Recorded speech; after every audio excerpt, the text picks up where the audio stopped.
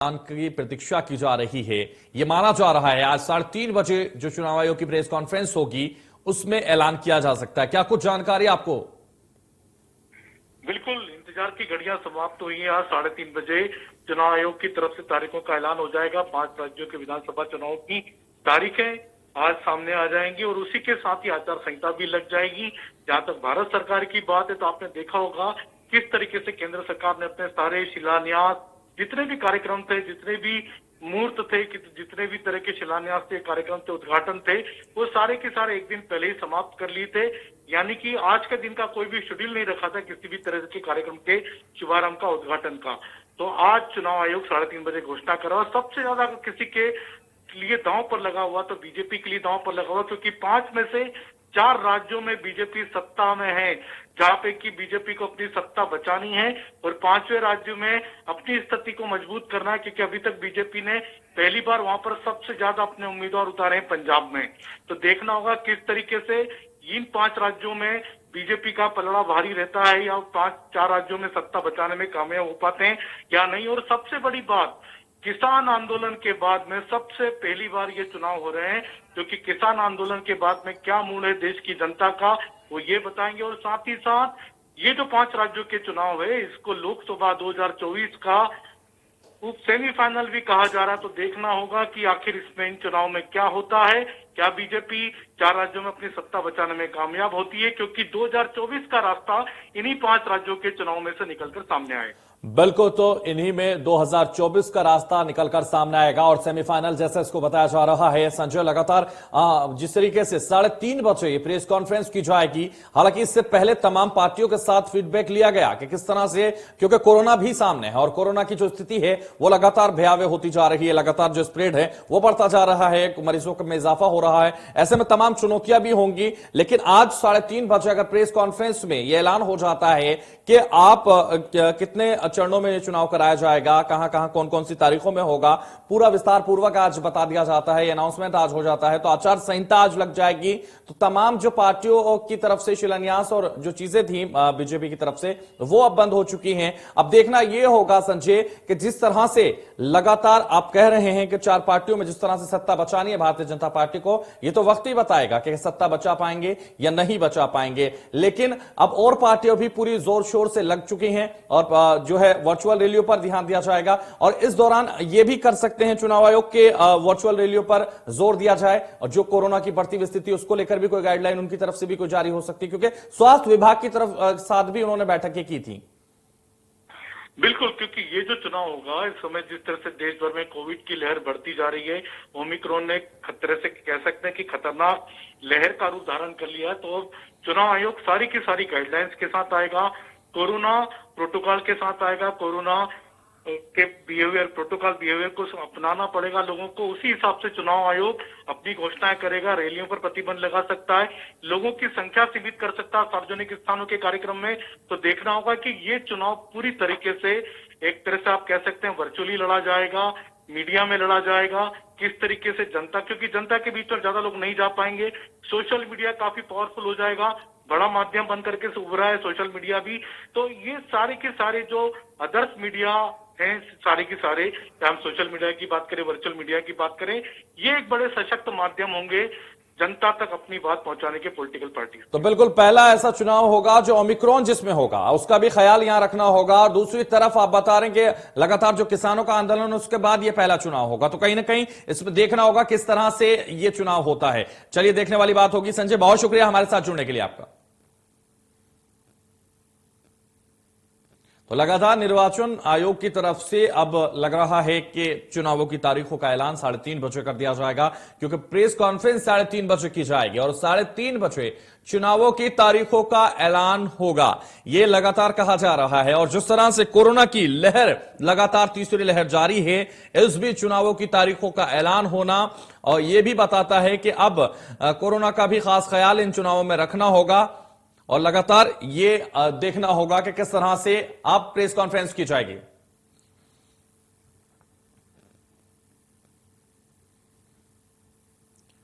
तो लगातार जिस तरह से चुनाव को लेकर प्रतिक्रिया की दी जा रही थी, लगातार प्रतीक्षा की जा रही थी। अब वो वक्त आने वाला है, 3:30 बजे बिल्कुल ये ऐलान कर दिया जाएगा, ऐसा माना जा रहा है।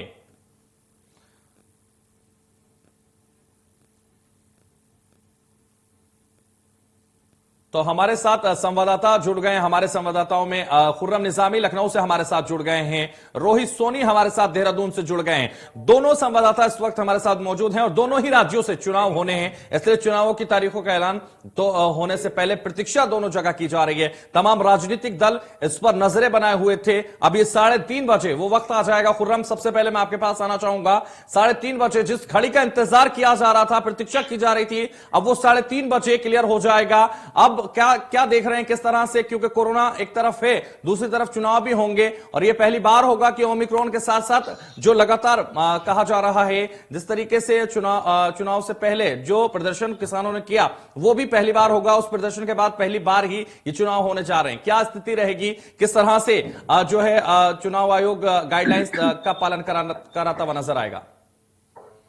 देखिए, ये पहला मौका होगा जब इलेक्शन कमीशन की नजर सिर्फ सुरक्षा बंदोबस्त पर नहीं होगी, बल्कि उनकी स्वास्थ्य के मद्देनजर जो बंदोबस्त होगा उस पर भी होगी। क्योंकि ओमिक्रॉन है, कोरोना के मामले लगातार बढ़ते चले जा रहे हैं और उत्तर प्रदेश जो सबसे बड़ा राज्य है, यहाँ भी कुछ जिले ऐसे हैं जहां पर 1000 से ज्यादा नंबर आ चुके एक्टिव केसेस हैं कोरोना के, और 70 जिले ऐसे हैं जो कि कोरोना संक्रमित हैं। तो एक बड़ा चैलेंज होगा इलेक्शन कमीशन के सामने, वो किस तरीके तालमेल न सिर्फ सुरक्षा संबंधी एजेंसियों से बैठाती है बल्कि स्वास्थ्य संबंधी एजेंसियों से भी बैठाती है। आज ये भी देखने वाली बात होगी कि जब 3:30 प्रेस कॉन्फ्रेंस होगी तो क्या उसमें रैली को लेकर कोई बात कही जाती है, जो नुक्कड़ नाटक है क्या उनको लेकर कुछ जो नुक्कड़ सभाएं करनी है, कह रही है पार्टी के नुक्कड़ सभाएं करेंगे, क्या उनको लेकर भी कोई गाइडलाइन आएगी?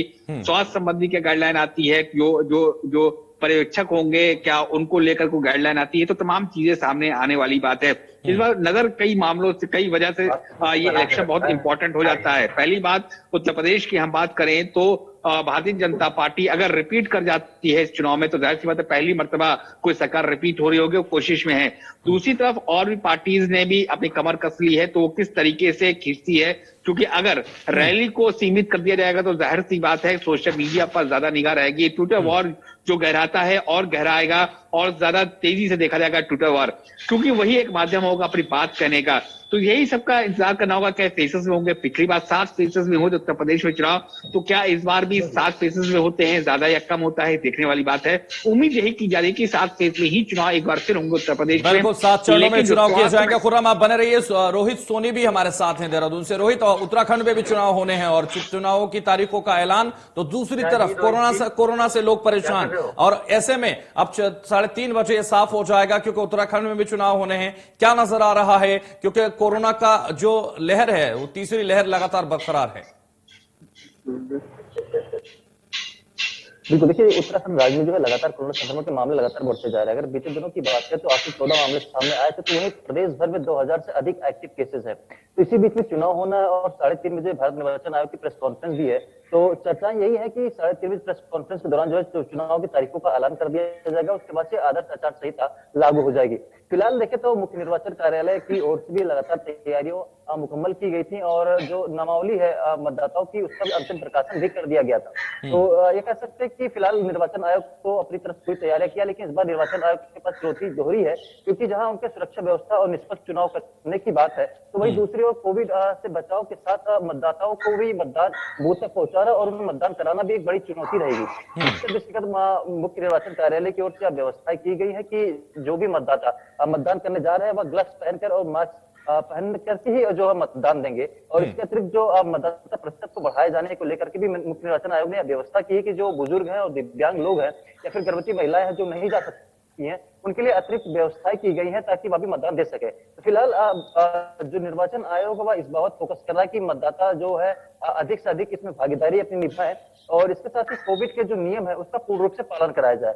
तो वहीं अगर राजनीतिक दलों की बात करें तो राजनीतिक दलों को इस समय का बेसब्री से इंतजार रहता है, क्योंकि 5 साल के बाद यह उनके पास मौका आता है और बिल्कुल, तो चुनावों की तारीखों का ऐलान होने वाला है और तमाम तरह के ध्यान रखने होंगे। खुर्रम हमारे साथ लगातार बने हुए हैं। खुर्रम, मैं आपके पास आना चाहूंगा। जिस तरीके से आपने बताया कि इस बार न सिर्फ चुनाव की गाइडलाइंस जारी करनी होंगी बल्कि कोरोना की गाइडलाइंस भी जारी करनी होंगी। न सिर्फ वोट की बात करनी होगी बल्कि अब उन चीजों की भी बात करनी होगी जो स्वास्थ्य से जुड़ी हुई हैं। लगातार उन चीजों का भी ध्यान रखना होगा और यह पहली बार होगा ऐसा कि ओमिक्रॉन के साथ चुनाव भी होंगे। और अब जिस तरीके से आपने देखा कि पहले लहर में जिस तरीके से पश्चिम बंगाल में चुनाव हुए थे, वहां के रिजल्ट भी अच्छे नहीं आए थे कोरोना को लेकर। कोरोना लगातार वहां भी बढ़ा था। अब तमाम ध्यान यहां रखने होंगे, तमाम चुनौतियों का सामना यहां करना होगा चुनाव आयोग को और स्वास्थ्य विभाग से जुड़कर ये चुनाव होंगे। तो अब कैसे देख पा रहे हैं आप इसको, क्योंकि बड़ी चुनौतियां हैं कोरोना को लेकर? देखिए, भारी संख्या में भीड़ उमड़ती है कई पोलिंग बूथ के ऊपर और कई पोलिंग बूथ सन्नाटे में भी देखे जाते हैं। मिली जुले अक्सर देखा जाता है, लेकिन इस बार सोशल डिस्टेंसिंग का ध्यान रखना है और ईवीएम मशीन के जरिए होगा तो जाहिर सी बात है ग्लव्स पहनना बहुत जरूरी होगा, क्योंकि कौन वहां पर आता है, किससे छूता है, सैनिटाइजेशन का क्या बंदोबस्त है, वो भी देखने वाली बात होगी। तो इस वक्त इनकी जरूरी नहीं है। इस वक्त जो जिस जरूरी है कि आप जो सैनिटाइजेशन है, जो वैक्सीनेशन है, वो बहुत इंपॉर्टेंट हो जाता है। हालांकि आयोग बार बार ये बात कह रहा है, जितने पोल बाउंड स्टेट्स हैं, कि आप कंप्लीट करिए वैक्सीनेशन। तो उत्तर प्रदेश बहुत आगे है वैक्सीनेशन कंप्लीट करने में। तो एक अच्छी बात तो खबर यही है कि बहुत बड़ी संख्या में लोग वैक्सीनेटेड हैं शायद, और प्रदेश से बहुत आगे है उत्तर प्रदेश। लेकिन हम दूसरी बात करें तो सैनिटाइजेशन और साथ में जो सोशल डिस्टेंसिंग की बात होती है, उसको कैसे मैनेज और मेंटेन करेगा इलेक्शन कमीशन पोलिंग वाले दिन, ये भी देखने वाली बात होगी। लेकिन ये बात बिल्कुल साफ है, जिसे मैंने पहले ही कहा था कि सिर्फ सुरक्षा संबंधी नहीं बल्कि स्वास्थ्य संबंधी इंतजाम भी बहुत अहम होंगे इस बार इस चुनाव में, क्योंकि कोरोना लगातार बढ़ रहा है। बंगाल की आपने बात कही तो जाहिर सी बात है कि सबके सामने है कि चुनाव के बाद वहां स्थितियां क्या हुई थी और किस तरह से आउटलैशिंग हुई थी चुनाव को लेकर बंगाल में। ठीक उसी तरह से हम उत्तर प्रदेश की हम बात करें तो जाहिर सी बात है कि जिस तरह लगातार कोरोना के मामले बढ़ रहे हैं, तो क्या पोलिंग के बाद इस तरीके के हालात यहाँ पैदा हो ना हो, इसके लिए क्या इंतजाम करता है चुनाव आयोग, ये देखने वाली बात होगी। दूसरी बात ये कहा गया है जो बुजुर्ग होंगे, दिव्यांग होंगे, वो घर से ही पोलिंग कर सकेंगे, इसका इंतजाम किया जा रहा है। अगर ऐसा हो जाता है तो जाहिर सी बात है कि एक बड़ा प्रतिशत वोटर्स का आप ना सिर्फ उनकी वोटिंग सिक्योर कर लेंगे बल्कि उनको एक विंडो भी देंगे जिससे कि आप कोरोना से बच सके। तो उसको कैसे करेंगे ये भी देखने वाली बात है, क्योंकि बड़ी संख्या होगी डिसेबल्ड्स की, विकलांगों की, जो डिसेबल्ड्स हैं और साथ ही जो बुजुर्ग हैं। तीसरी बात यह है कि जो युवा वहां वोट करने जाएंगे या जो 40 से 50 के बीच में जाएंगे, क्योंकि इस बार का जो आप देखिए, अगर आप गौर करिए ट्रेंड इस बार का कोरोना का, तो यूथ को ज्यादा टारगेट करा रहे हैं कि जो 40 तक की हैं वो ज्यादा एक्सपोज होते हैं कोरोना के। तो उनको आप कैसे रोक पाएंगे, क्योंकि यूथ की एक बड़ी संख्या इस बार देखी जा रही है जो वोट करेंगे, तो उनको आप कैसे मैनेज करेंगे, ये सब देखने वाली बात होगी। लेकिन हाँ, ये जरूर है कि इस वक्त जितने भी जो बूथ होंगे, जहां पोलिंग बूथ होंगे, वहां सैनिटाइजेशन का क्या बंदोबस्त है, वहां सोशल डिस्टेंसिंग का क्या बंदोबस्त है, वहां मास्क और ग्लव्स का क्या बंदोबस्त है, और साथ ही ये भी देखने वाली बात होगी कि जिन्होंने वैक्सीनेट किया है उनके लिए क्या बंदोबस्त है, जिन्होंने वैक्सीनेशन नहीं किया है उनके लिए क्या बंदोबस्त आप करते हैं, क्योंकि दो अलग अलग तरीके से देखा जा सकेगा इसको। तो जाहिर सी बात है कि न सिर्फ सुरक्षा बल्कि स्वास्थ्य संबंधी तैयारियां भी बहुत ज्यादा करनी पड़ेगी इस बार इलेक्शन कमीशन को। बिल्कुल, इलेक्शन कमीशन यानी चुनाव आयोग को इस बार बेहद तैयारियों के साथ सामने आना होगा और तमाम जो नियम है वो उन्हें बनाने होंगे, तभी पूरी तरह से हम सहज रहेंगे, पूरी तरह से सतर्क रहेंगे, क्योंकि उनके नियम बनाने से ही काम चल पाएगा। बिना नियमों के हम नहीं चल पाएंगे और कहीं ना कहीं कोरोना लगातार फैलता जाएगा। इसलिए उनको खास ख्याल रखना होगा, स्वास्थ्य विभाग का सहारा लेना होगा और इस पर पूरी नजर रखते हुए हर एक चीज पर गाइडलाइन जारी करनी होगी, हर एक चीज पर पूरी तरह से सतर्क रहना होगा और सख्ती बरतनी होगी। लगातार रोहित सोनी हमारे साथ बने हुए। रोहित, जिस तरह से लगातार चुनावी तारीखों का जिक्र हम कर रहे हैं, चुनावी तारीखों का ऐलान भले ही 3:30 बजे हो जाएगा या आज प्रेस कॉन्फ्रेंस में हो सकता है, लेकिन अगर हम बात करें जिस तरीके से बड़ी चुनौतियां हैं, बड़े तरीके का ध्यान रखना होगा। खुर्रम भी लखनऊ से बता रहे थे कि तमाम स्वास्थ्य का ध्यान रखते हुए इस बार जो है गाइडलाइन जारी करनी होंगी या चुनाव आयोग को सोचना होगा, समझना होगा, उसके बाद ही तमाम तरह के नियम पेश करने होंगे, उसके बाद उनको फॉलो कराया जाएगा। ये जिम्मेदारी भी कहीं ना कहीं चुनाव आयोग को पूरी तरह से निभाता हुआ नजर आएगा और पूरी तरीके से कार्रवाई करता हुआ नजर आएगा। लेकिन अगर हम बात करें उत्तराखंड की, तो कितने फेज में इलेक्शन होंगे वहां, और क्योंकि इससे पहले और कितने फेज में हुए थे और क्या लग रहा है कि कितने फेज में होने चाहिए, क्या स्थिति कोरोना की वहां है इस वक्त? बिल्कुल, देखिए जिस तरह की अगर बात करें तो तो मुख्य निर्वाचन कार्यालय की ओर से लगातार इस बात व्यवस्था की जा रही है और अधिकारियों को यानी कि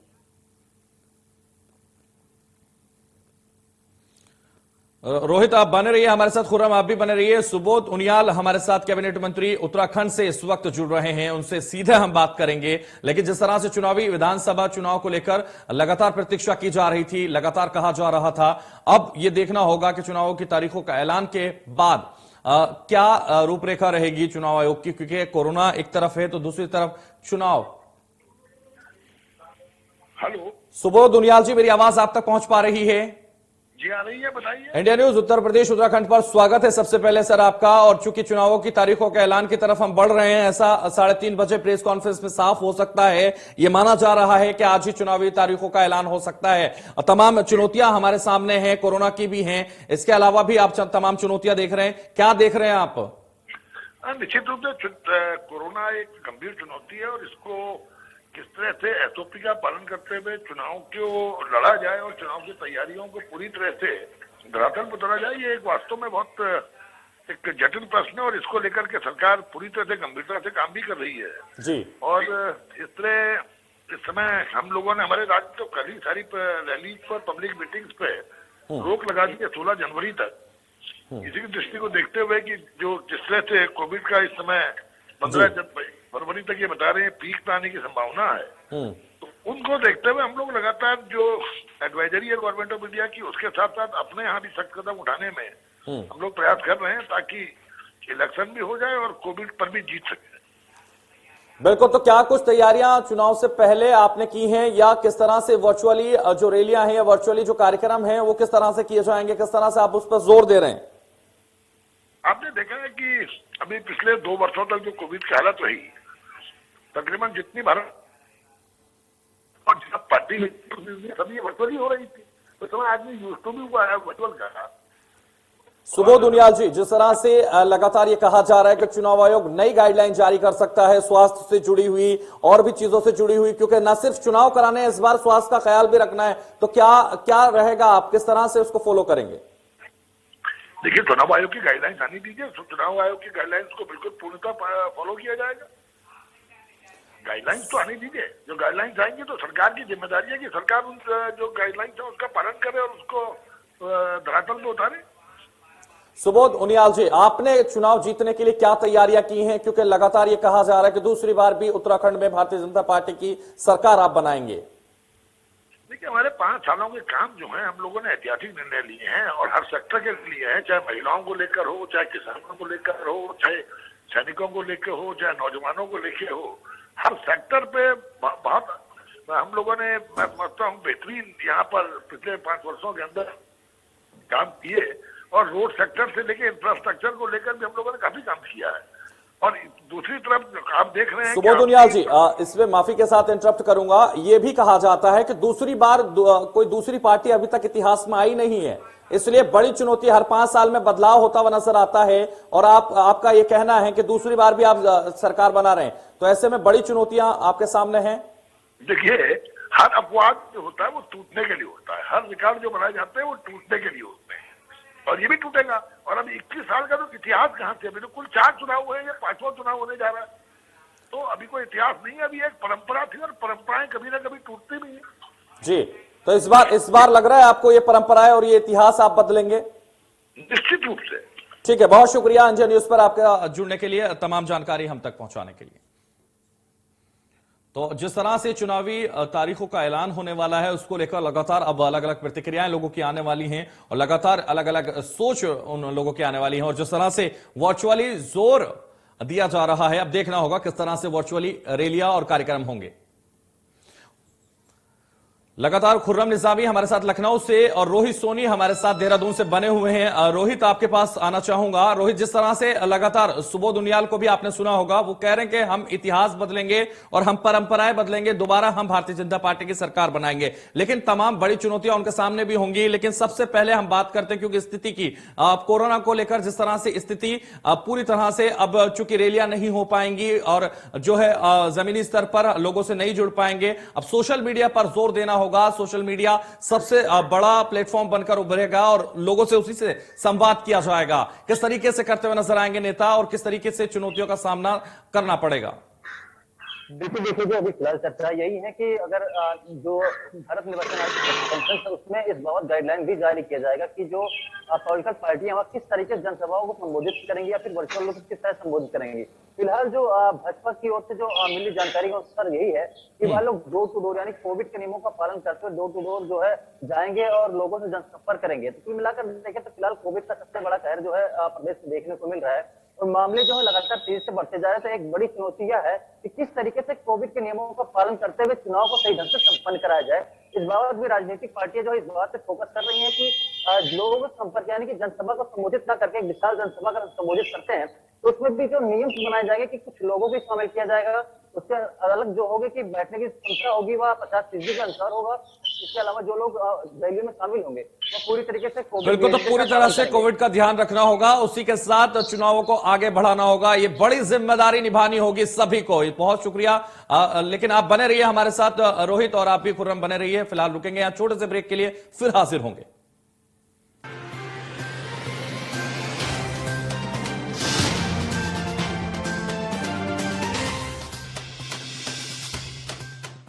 सबको ईमानदारी का शौक चढ़ा है, बताओ। अरे सड़क पे थोड़े गड्ढे ही तो आते थे, अमेरिका की सड़क लेकर क्या करते? सारा पैसा अगर सड़क पे लगा देते ना तो हमारी अय्यासी का क्या होता। पिछली सरकार भी तो थी, कागजों पे काम, मुंह मांगा था। लेकिन इनकी ईमानदारी के चक्कर में हमारी ठेकेदारी तो गई, पुराने घोटालों की सारी फाइलें भी खोल दी। अब लगे हैं जमानत के चक्कर में।